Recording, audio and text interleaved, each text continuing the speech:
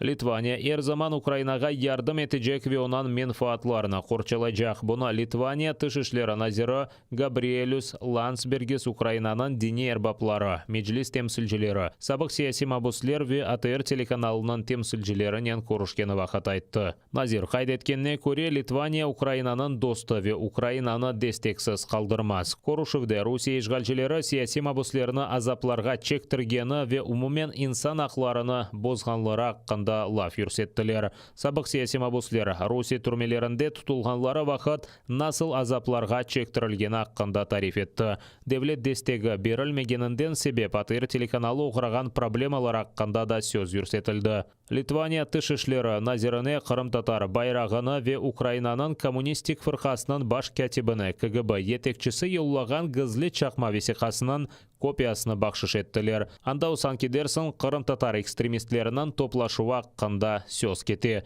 Мұнос Facebook сайфесінде Меджлис рейсінің муавины Илми Умеров хабар етті. Оның сөздеріне көре бұл 1989 сенесінің весиқасыдыр. Ойсе Қырым татарлар Литванияларының мұстаққырлығы көрешіне қол тұтқанны акс ете. In 1863 У 1863 році у нас виникла революція проти царської Росії. І фактично у нас була та сама ситуація з нашими друзями з Польщі та Білорусі. Ми говорили тоді, що ваша свобода – це наша свобода. І зараз я можу повторити ці слова. Україна демократична, вільна, територіально цілісна – це країна в колі нашого інтересу. Я впевнений, що ви переможете. Дини ве сияси себеплерден тақып, Қырымнан тамыр халқа дискриминация етілмесі. Бұл жинайтлер үшін Русия халқара қанунларына көре жауап бермеледей Украина омбудсманы Людмила Денисова. Оның сөздеріне көре ұйдырылған сияси давалар черчевесінде 133 Украина ватандашы тақып етілмекте. Олар арасында 78 Қырым татары.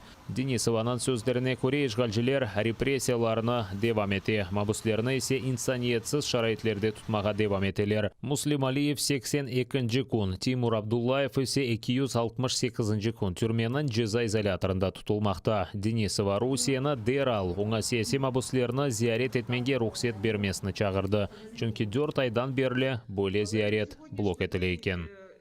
Росія, Федерація – це держава-окупант, і вона несе повну відповідальність за забезпечення і додержання прав громадян, які проживають на тимчасово окупованій території. А це, безумовно, це не забезпечує. В порушення 4-ї Женевської конвенції щодо захисту прав цивільних осіб, коли окупаційна влада дискримінує корінне населення, переслідує за політичними, релігійними мотивами, порушує основні права та свободи громадян.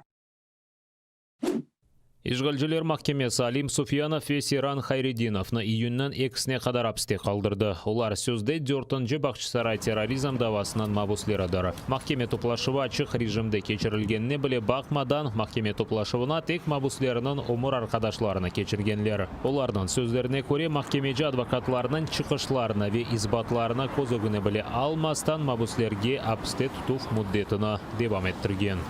Судья и, собственно, прокуроры сидели своими делами, были какими-то заняты, на адвоката и на его речь не обращали никакого внимания. В общем, состояние здоровья у них нормальное, выглядят они бодро. Всем, кто пришел их поддержать, они передали огромный силям. Қырым мұсылманларына қорчалап олмасаң санаға қайт. Бөле язылы плакатнен будаванан да бір мабусы. Бірінші группа сақаты соқур Александр Сизиков ишғалжілерінің махкемесінден шықты. Бұны майышны полиция қадемлері беген местен оны полис машинасына алып кеткенлері вақыт тоқтатқан. Ишғалжілер махкемесі Сизиковны қачар деп кенеде евапсінде қалдырды.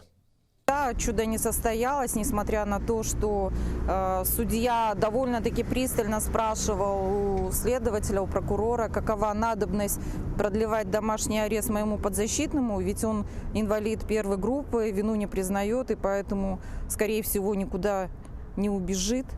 не скроется. Но исследователь и прокурор мотивировали свое ходатайство тем, что Сизиков совершил очень тяжкое преступление особой тяжести, и поэтому, имея в наличии паспорт гражданина Украины, может скрыться от суда и следствия. Кечкен сene июльнан 7-сінде Қырымда кечірілген Кутлеви полис тарамалары нәтижесінде 6 Қырым татары ve İslam dinini kabul etken Александр Сизиков yakalandı. Hepsini işgalciler Hizbut Tahrir'ge alakası бар деп terrorizm ve Rusiyada hakimiyetini күчнен zapt etme intiluvında qabatlay. Bir kun kelir adalet yenger. Latviyada Ukrainaga qol tutib cemiyeti işgal etilgen Qırım ve Rusiya türmelerinde tutulgan Qırım tatar siyasi mabuslerine qol tutib sözlerinden mektuplar yolladı. Ukrainaga qol tutib hareketinden faalleri ersene Latviyada Rusiya elçiligi ogune çıqa. Koronavirus pandemiyasından sebep bu sene faaller Kreml tutgan siyasi mabuslerge mektuplar yazıp yolladı. Faal Tatyana Ladza haber etkenne ko'ra evvelde mabuslerge mektuplar yazganlar, ama ularni mabuslar alып olamay ekan.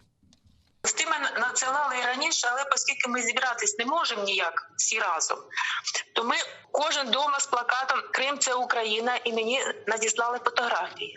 Але ми так подумали, що цього було б малувато, тому всіх тих, кого знайшли прізвище 70 людей, всім написали листи. Писали, звичайно, про те, що ми віримо, що вони скоро повернуться додому, бажали здоров'я, трошки писали про свою організацію, трошки про Латвію. Rusiya, Ukrain ve Qırım tatarlarının kimligini yok etip boysunmaganlarnen kureshmekte. Bunu Birleşken Milletler'de Ukraina'nın daimi temsilcisi Sergey Kislitsa işgal etilgen Qırımda insan hakları bozuluğuna bağışlangan toplaşuvda aytdı. Onun sözlerine göre Rusiya yarımadanın tamır halkını assimilyatsiya yapmak maksadınen yarımadaga yarım milyonga yakın o'z vatandaşını ko'chirib yerleştirdi. Bu vaqt ise işgalni qabul etmegen Qırım tatarlarını taqib etmekteler. Misal olarak geçken hafta fevralının 17'sinde 5 Qırım tatarı uydurulgan jinay dava çerçevesinde yakalanıp hapsga tashlandı. Kislitsa Rusiya heyet vekili Dmitriy Polyanskiyga Rusiya her bir jinayet uchun javob bermeli. Qırım meselesi ise tek yarımada azat etilgen so'ng qapatılacaktır dedi. İşgalni aqlamaga tirishgan Rusiya diplomatlarini Rusiya Mudofaa Nazirligining medallaridan taqdirlamak kerak dedi Ukraina vekili. As you can see, it clearly indicates the date of Як бачите, тут чітко вказано дату початку їхньої військової спецоперації – 20 лютого 2014 року, задовго до так званого референдуму на півострові. Я думаю, що ми повинні попросити Міністерство оборони Російської Федерації нагородити російських дипломатів цією медаллю, щоб кожен раз, коли вони повторюють свою мантру про бутафорський референдум в Криму в березні, вони згадували про день початку російської окупації в лютому, який був засвідчений Міністерством оборони Росії. 94 Qırım Ukrainanın serbest qismi ve butun Qaradeniz regionuna tehlike keltirgan harbiy maydonga çevrildi de Almaniyanın daimi temsilcisi Kristof Heusgen. Onun sözlerine göre Rusiya Qırımni silah ve harbiylerinden to'ldirdi. Buna beraber Rusiya ordusuna qanunsuz chaqiruvlar kechirilar. Heusgen Rusiya xalqaro nazorat missiyalarini Qırımga qo'ymoq mejbur bo'lganini xatirlatdi. freedom of association, violation of the right of peaceful assembly. We are particularly concerned about the Особливо fate of стурбовані the долею Tatars. кримських татар. Колись це була більшість в Криму, тепер вони стали меншиною. Вони перебувають під прицільним ударом, загратовуються в тюрмах, страждають від маргіналізації, асиміляції, втрачають свою самобутність. Росія стверджує, що все дуже красиво в Криму. Але я хочу запитати російського представника, чому Росія не допускає незалежні місії, незалежних спостерігачів для встановлення фактів по ситуації з правами людини в Криму. Rusiya daimi temsilcisining muavini Dmitriy Polyanskiy Rusiya propagandasi uydurgan shiorlarni qo'llanib chiqish yapti. O da Ukraina o'z-o'zini ishg'ol etib, Rusiya tilida laf etganlarini boshqaga o'g'rata deb bildirdi. Вот мой немецкий коллега опять картинно сокрушался, что мы якобы никого на полуостров не пускаем. Спросите у ваших соотечественников, в том числе из Бундестага, которые регулярно в Крыму бывают. Лично вас, кстати, и мы, и крымчане в Крым приглашали. Может быть, вы просто поиздержались и намекаете, чтобы мы вам билет купили? Так скажите прямо, зачем темнить?